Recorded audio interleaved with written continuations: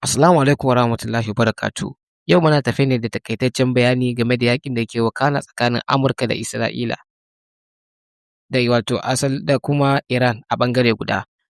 A takaice, wato ita dai wannan yaƙi ta kasance ne tsakanin Iran da haɗin gwiwar Amurka da Isra'ila wanda ya shiga kwanaki na 30 da 'yan kai wanda ya fara tun daga ranar 28 ga watan Fabrairu shekara ta 2026.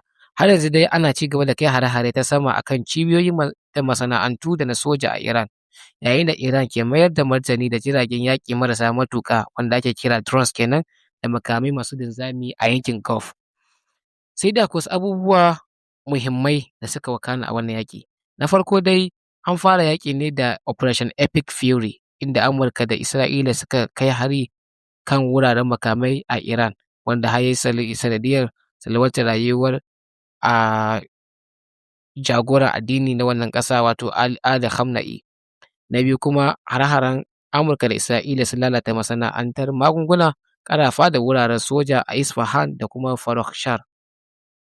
Yayin da ɓangare guda kuma Iran ta mai da martani ta kai hare a kan cibiyoyin fasaha da makamashi ciki har da Amazon Cloud wanda ke ƙasar Bahrain. Sai kuma ɓangaren diflomasiyya, shugaban Amurka Donald Trump ya ce yakin na iya ƙarewa cikin makonni 2 zuwa 3, amma Iran ta ce ba za ta shiga duk wata tattaunawa ba a halin da ake ciki. To, abu na gaba shine yaya halin wannan yaƙi ya kasance? Halin wannan yaƙi ta ɓangaren Amurka da Isra'ila dai sun ɗau matakin kai hare-haren bama-bamai ne da kuma makami masu linzami wanda haka ya tasirantu wajen lalacewar masana'antu da cibiyoyin sojoji a Iran. Yayin da ita kuma ɓangare guda Iran ta ɗau matakin mai da martani ta hanyar amfani da drones wato jirage marasa matuƙa da makamai masu linzami wanda hakan ya haifar da barazana ga cibiyoyin fasaha da makamashi a Gulf. Abu na gaba, mecece tasirin wannan yanki da duniya?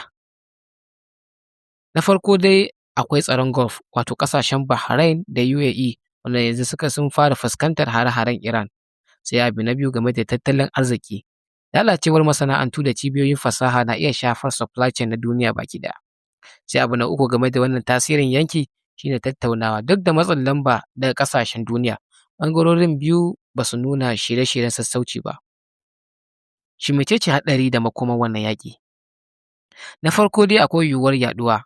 Idan hare-haren suka ci gaba za su iya jawo sauran ƙasashen yankin su afka cikin wannan yaƙi kamar yadda yake faruwa a baya-bayan nan, yayin da Hezbollah ta shiga wannan yaƙi gadan-gadan wanda kai tsaye yake shafar Lebanon, sannan kuma a ɓangare guda dakarun Houthi na ƙasar Yemen su ma sun afka cikin wannan yaƙin yayin da suke kai wa Isra'ila hari ba ƙaƙƙautawa.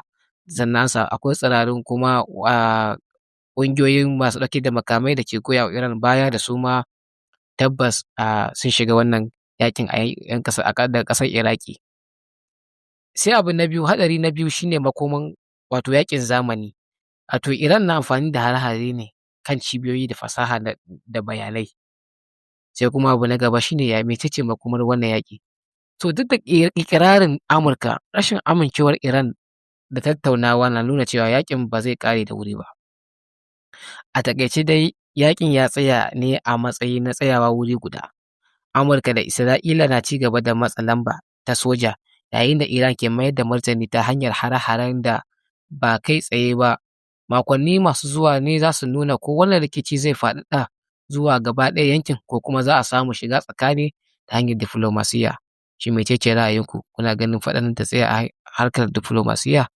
A warware ta hanyar diflomasiyya ko dai ci gaba da gabzawa shine mafita? Muna roƙo dai Allah ya kawo mana sassauci, Allah ya kawo mana zaman lafiya mai ɗorewa a duniya baki ɗaya. Assalamu alaikum. Kusharki TV. Kusharki TV. Free audio post-production by alphonic.com.